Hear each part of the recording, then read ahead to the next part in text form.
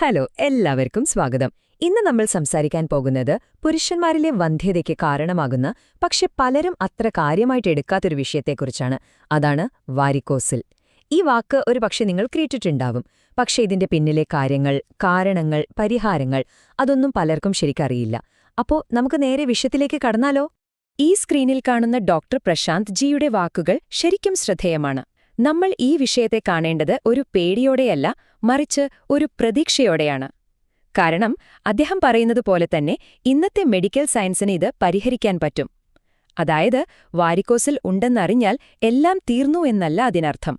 ശരിക്കും അത് ശരിയായ ചികിത്സയിലേക്കൂടെ ഒരു തുടക്കം മാത്രമാണ്. ഈ ചാർട്ടിലേക്ക് ഒന്ന് നോക്കൂ.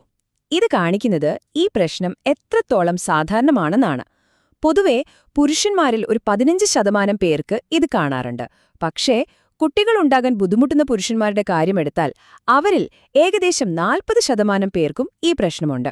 അപ്പോൾ നിങ്ങൾക്ക് മനസ്സിലായല്ലോ നമ്മൾ എന്തുകൊണ്ടാണ് ഈ വിഷയത്തിന് ഇത്ര പ്രാധാന്യം കൊടുക്കുന്നതെന്ന്. ശരി, അപ്പോൾ അടുത്ത ഭാഗം, ഞരമ്പുകൾ എങ്ങനെയാണ് ബീജങ്ങളെ നശിപ്പിക്കുന്നത്.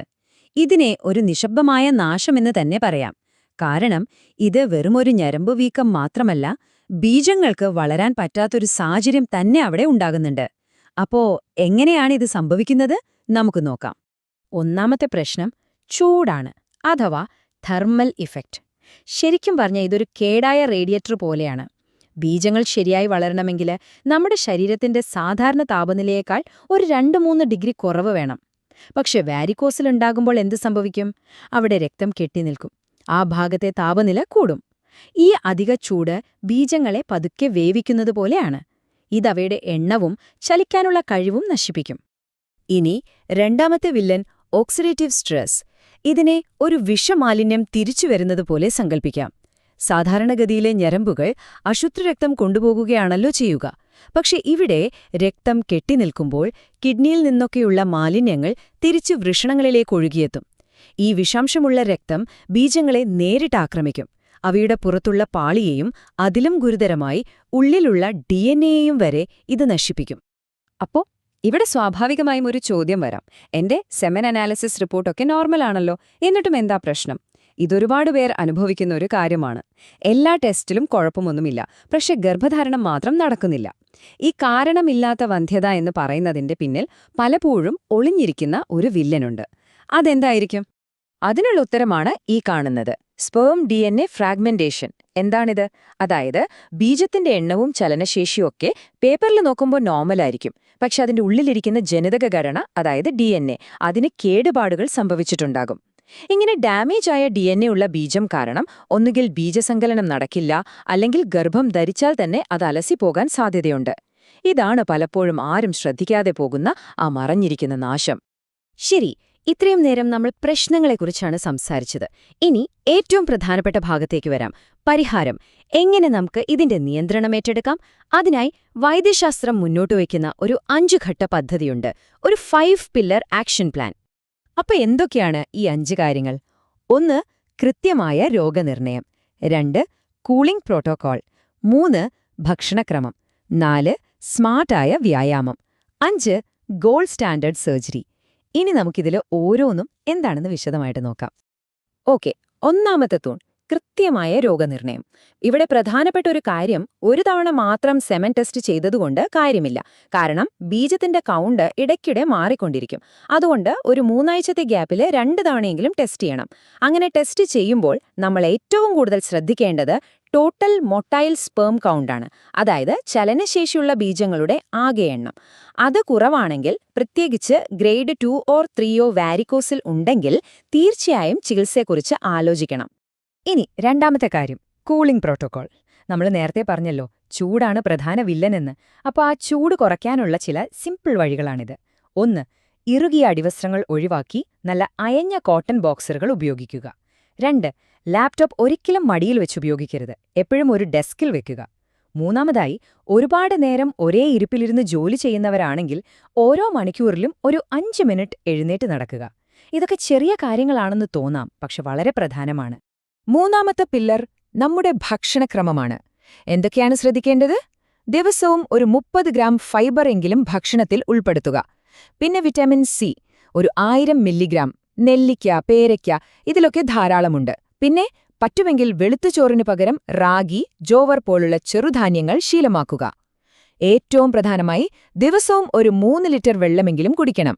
ഇത് രക്തയോട്ടം സുഗമമാക്കാൻ സഹായിക്കും. നാലാമത്തെ കാര്യം സ്മാർട്ട് ആക്ടിവിറ്റി, അതായത് വ്യായാമം. ഇവിടെ ശ്രദ്ധിക്കേണ്ടത് എല്ലാ വ്യായാമവും ഒരുപോലെയല്ല. നമുക്ക് വേണ്ടത് രക്തയോട്ടം മെച്ചപ്പെടുത്തുന്ന വ്യായാമങ്ങളാണ്. ആഴ്ചയിൽ ഒരു 150 മിനിറ്റ് വേഗത്തിൽ നടക്കുന്നത് അല്ലെങ്കിൽ നീന്തുന്നതൊക്കെ വളരെ നല്ലതാണ്.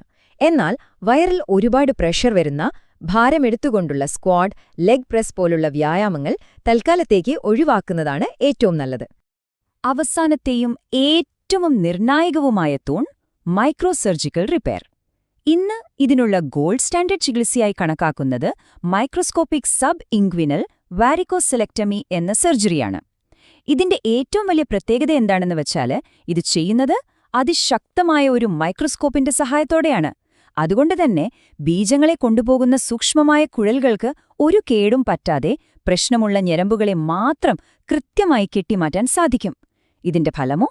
സർജറി കഴിഞ്ഞു വരും 6 മാസത്തിനുള്ളിൽ ബീജത്തിന്റെ അളവുകളിൽ 60 മുതൽ 80% വരെ പുരോഗതി കാണാറുണ്ട്. അത് ഗംഭീര റിസൾട്ടാണ്.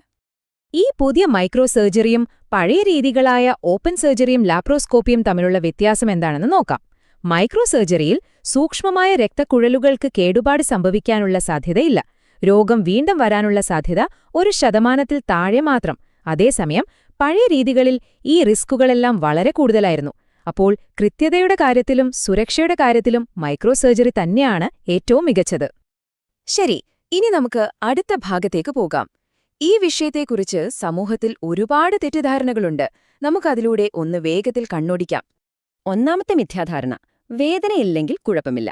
ഇത് തികച്ചും തെറ്റാണ്. മിക്ക വാരിക്കോസിലിനും വേദനയുണ്ടാകില്ല. യഥാർത്ഥ പ്രശ്നം വേദനയല്ല, ആ നിശബ്ദമായ ചൂടാണ്.